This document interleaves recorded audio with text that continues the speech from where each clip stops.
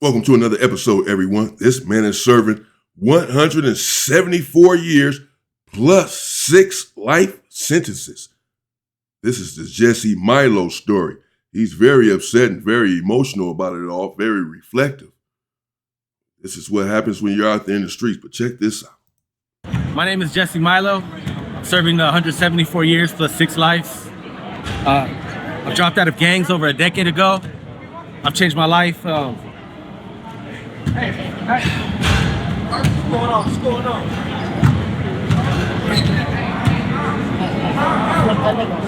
I've done a lot of work on myself to become a new person.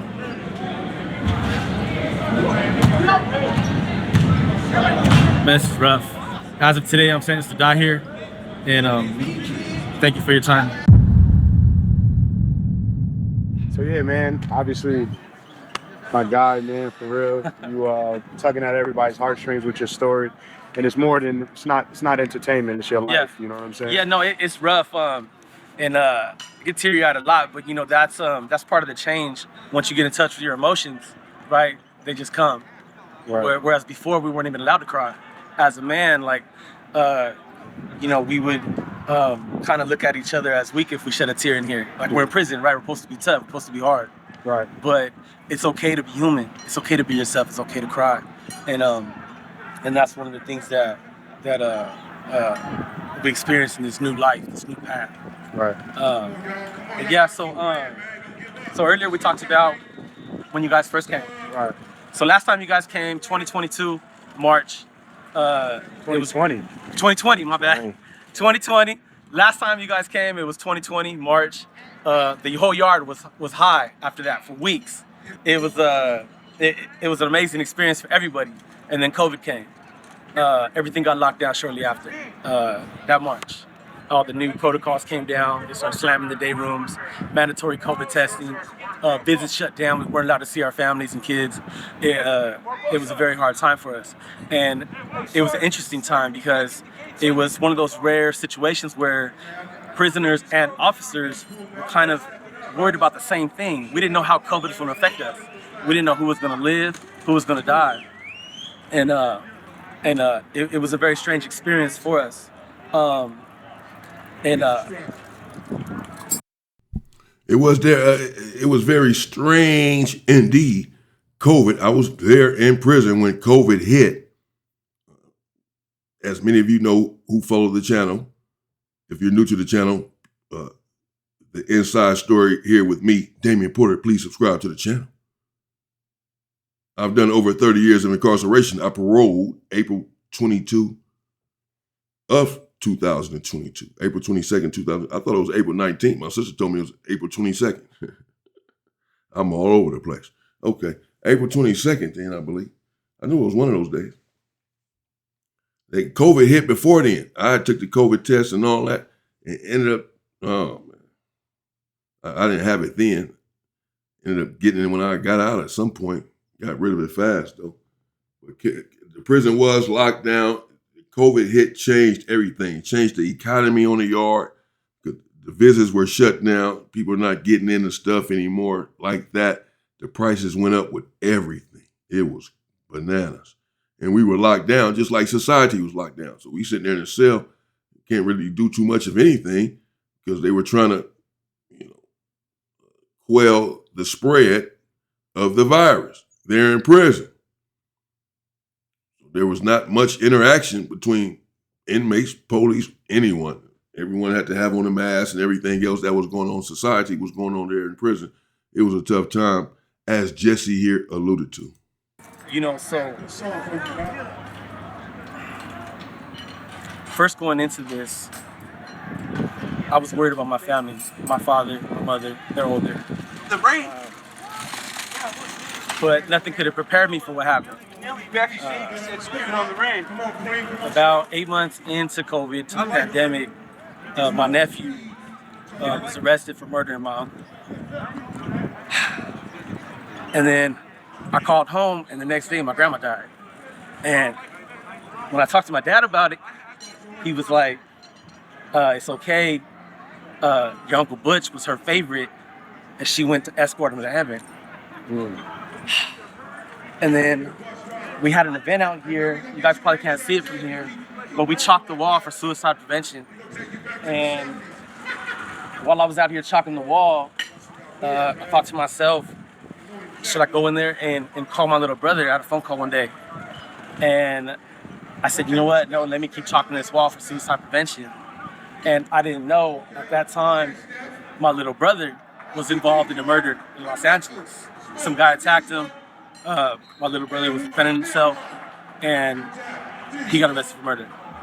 And so now my nephew is fighting death penalty in the county jail for killing my uncle. My little brother's incarcerated. My uncle was murdered. My grandma died. And then if that wasn't bad enough, my little cousin Elias, he took his own life. And that was very difficult. And so going into the pandemic, here we were so worried about COVID, right? We didn't even think of the mental health impact that this was gonna have on all other aspects of life, right? Because we got these young men out there that are living not right, or involved with drugs or whatever. And this is a result of that. It manifests in different ways, right? So we didn't even consider that impact of COVID. But so much has changed. And through it all, I learned a valuable experience. And that is, no matter what, we have to hold on to hope and have a goal before us and keep working towards it. And so no matter what we face, no matter how hard it is or it gets, we gotta hold on to that hope with everything we got. And my hope is to be free someday. And like I was saying earlier, my sentence is still 174 years plus 6 lives. But I feel like I'm closer to freedom than ever. And people ask me around the yard all the time, like, hey, when are you going home? I'm like, well, as of now, I don't. And they're like, but you're always smiling. I'm like, what do you want me to do? You want to walk around sad? I'm alive. I'm grateful for that. I feel blessed. There's a lot of people who aren't here anymore, who we wish could be here. And so a really cool thing happened recently. The captain of our facility is Captain Lesniak. In March of this year, he recommended me for 1170 recall and resentencing. And he submitted the paperwork. I met the requirements, and it went to Sacramento. The recall and resentencing is now with Kathleen Allison and Connie Gibson in Sacramento.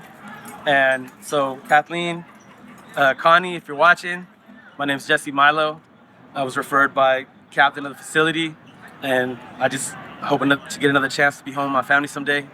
And I thank you guys for the opportunity that we even have 1170 recall and resentencing, because in the past that wasn't even possible, right? And so to have an avenue where staff can recommend you for resentencing, it really is a pathway for somebody like me who all the sentencing reform, none of that has reached me yet. I'm in this weird area because they passed a lot of youth offender laws for anyone under 25.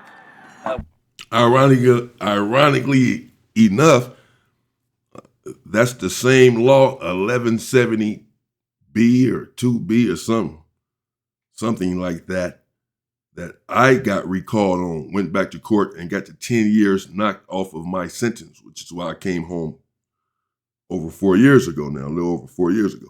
I was still supposed to be in there until 2031. Actually, I had maxed out already. My date was 2029 originally, and then it went to 2031, which was my max. So I'm still supposed to be in there for another 5 years. This last 4 years that I've been home, I'm supposed to be in there with another 5 to go, another 9 years I was supposed to be doing. No way. But I don't know, 174 years in 6 life sentences. Just getting that sentence just commuted to coming home, I don't know, that's a bit different. I had a 20-year sentence. But you have to keep hope. You have to believe. You have to believe in your situation. I've said this before. You'll find in many of these interviews, many situations, many individuals that are locked up that no matter how much time they have, they believe that they're coming home.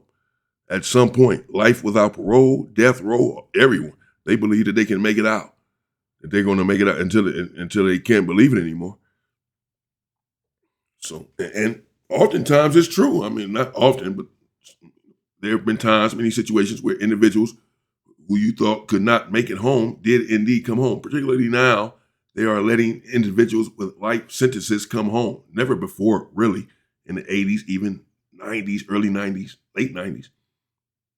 If you had life, that meant life.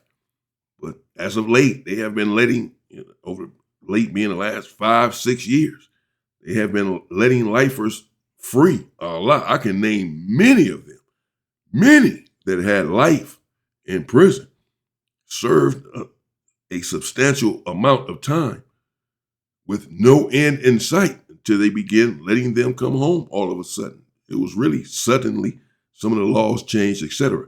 So everyone has hope, including Jesse Milo here. 174 years is a life sentence in and of itself.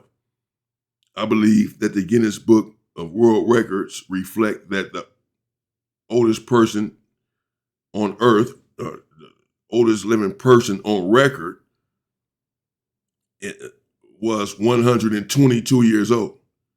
That's the longest anyone has ever lived in the history of the earth, is 122 years. That's it. Someone made it to 122. I don't know who it was or what the hell that person looked like by that time. Shakes. So 174 year sentence is life itself. Do you know anyone 174 years? No, because no one has ever made it that long. No one. So that's already life. And then they give him 6 life sentences on top of that. Someone was trying to send a very strong message. I don't know what he's locked up for. But who knows? Because they give out different sentences for different situations. You'll find that some individuals have non-violent situations and have a hefty sentence. And you'll find individuals convicted of murder that have 10 years. The system is flawed in many ways. Let's hope he can make it out. He believes that he can. When they committed their crimes, but they excluded certain people. Like the previous guy you talked to, Mark said, they excluded him because he got sentenced to LWOP. So it wasn't necessarily his crime, it's just how he was sentenced. And me too. I was sentenced under the strike law for my crime. And so because of that, they excluded all strikers. And so something like 1170 creates a pathway for freedom to somebody like me. So when you say strikers, you mean 3 strike law that they have? Yeah, so there's a weird exclusion in SB 260, SB 261, which is youth offender parole in California. And the exclusion is even as a second striker, you're still excluded from relief as a youth offender. So even though you committed your crimes as a youthful offender with an underdeveloped mind or immaturity, you still don't qualify for youth parole, even though you had the same brain. Right. Which is kind of confusing for us. Yeah. We debated it yesterday in our college class. Right. And where they talked about valid arguments and sound arguments. It's valid, but it's not sound. Right. How are you going to exclude us when we have the same brain? So, growing up, I dropped out in 6th grade. My father was in jail. My mother was addicted to heroin. And she didn't go to school. No one made me. Lived on the street, ran around, stole clothes from stores. Me and my cousin Petey, and he's in Ironwood right now. And so one of the cool things that's happened in CDCR is I got my GED in prison. And recently I just got a letter from Bakersfield College letting me know that I qualify to graduate for my first associate's degree from college this semester. So I'll have an associate's for transfer in communication. Nice. And so here I am, before I came to prison, young man in the hood, 6th grade dropout, right? And here I am in prison with 200 years and 6 life sentences. And I was able to get a GED and my college degree. I never even thought I could cut it in college. And one of the cool things that college has given me is a new perspective on life. And I know for sure if I would have had this perspective, there's no way my life crime would have happened and I would have been out there committing crime, because now I see life in a different way. And that is largely because of education. And I'm pretty proud of myself for that. You should be, bro. That's major, man, for real. That's something to be proud about. And another thing too is So as a boy, like I said, my father was in prison, and so I kind of followed in his footsteps, right, coming to jail.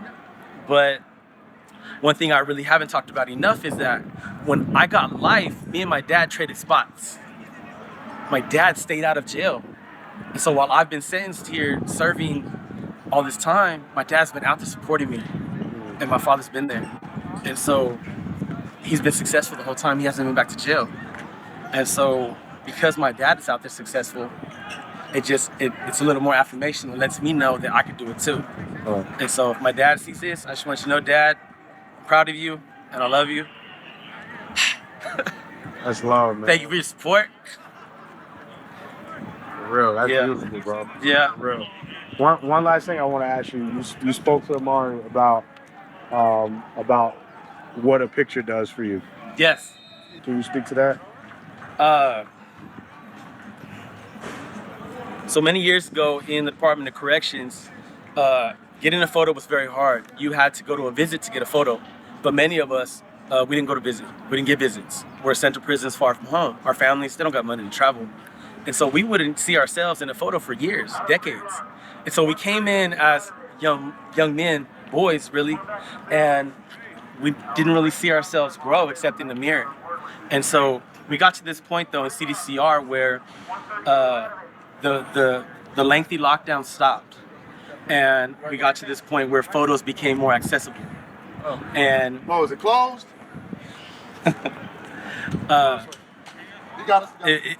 it was a weird thing that happened once we started taking pictures. Seeing yourself in a photo, it did something to us. Because we're in here, right, and we're living, but if nobody sees us, then it's like, are we really alive?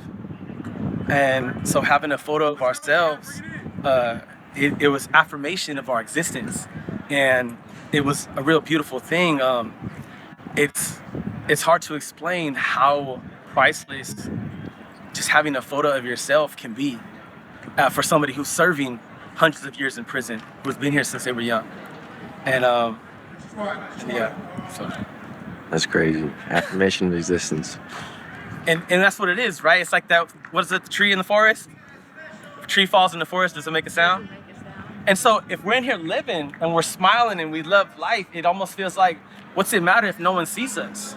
If our family, our children who love us, like, a lot of us just wish that they could see us with smiles on our faces, like in here today, like what BTL brought. You guys, this event you guys brought today, we're gonna carry that with us all year long. In there, I got up this morning and I made the sign, the banner, where it says between the lines, and it says freedom. That's what between the lines represents to us, it's freedom.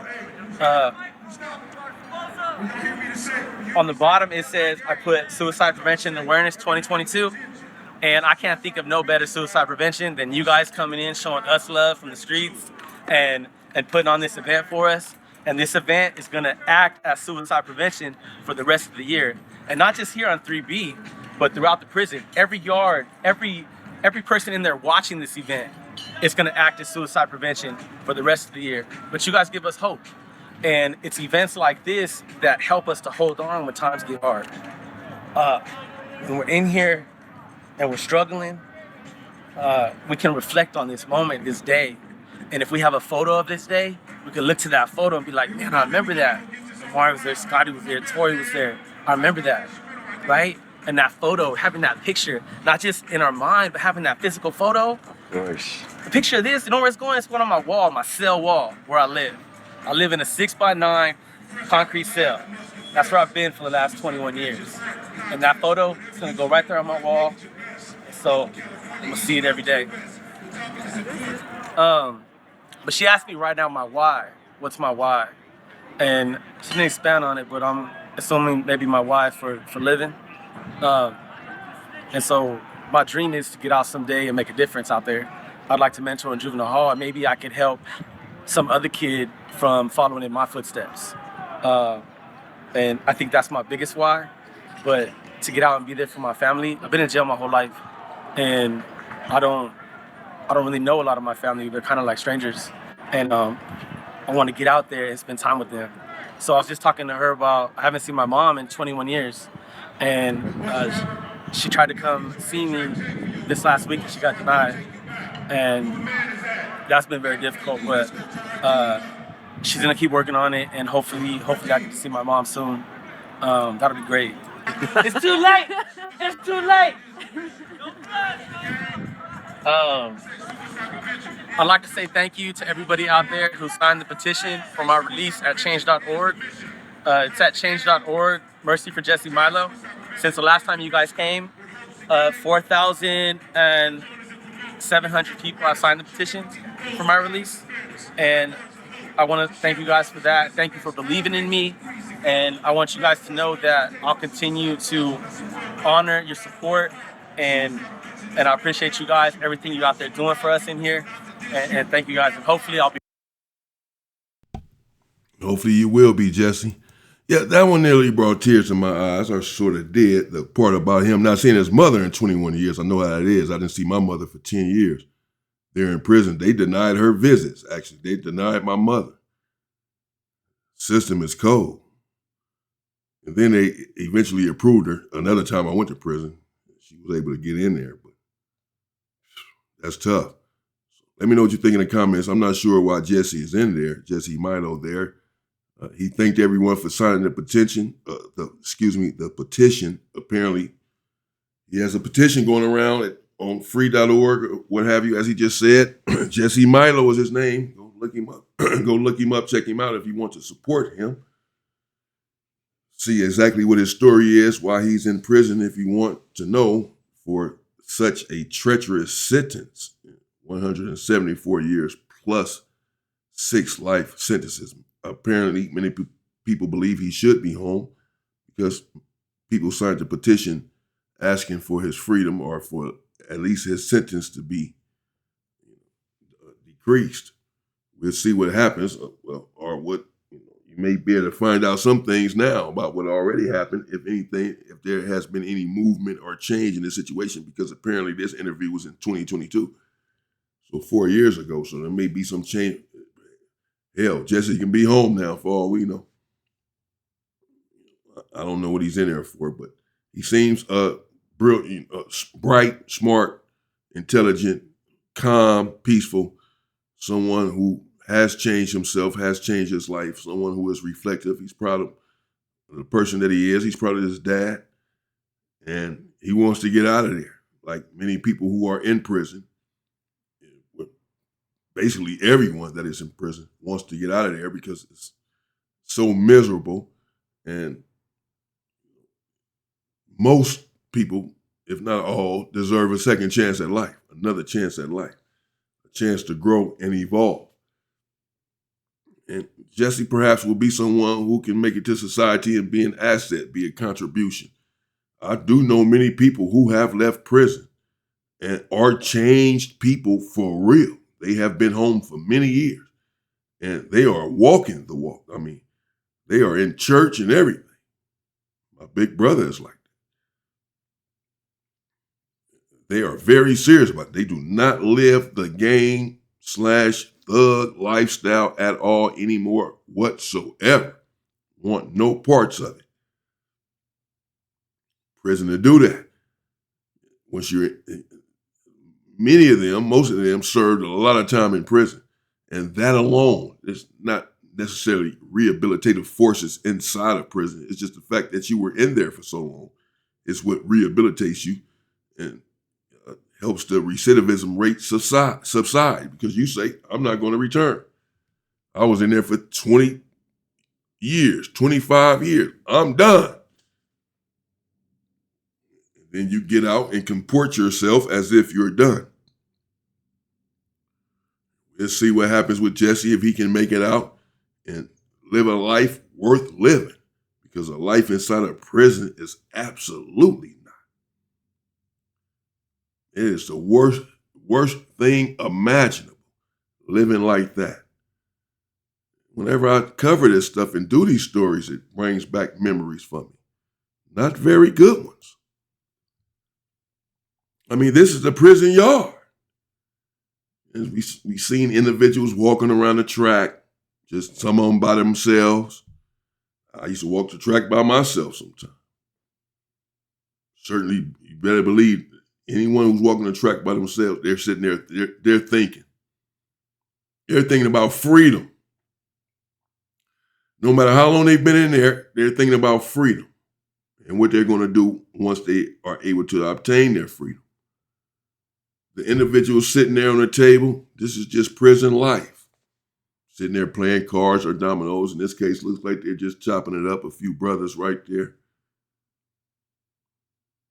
Everyone is off into their own world until they recall the yard. Yard recall. And you go back inside of your cell right here inside of these buildings and commiserate with your cellie. If you don't have a cellie, then you just sit there and ponder your sickening situation. How can you get out of it?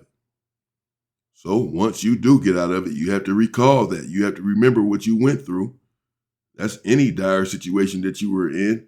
You have to remember it in order to help stay from going back and repeating the same mistakes that led you there, as I repeated many times, but am absolutely determined never to repeat again.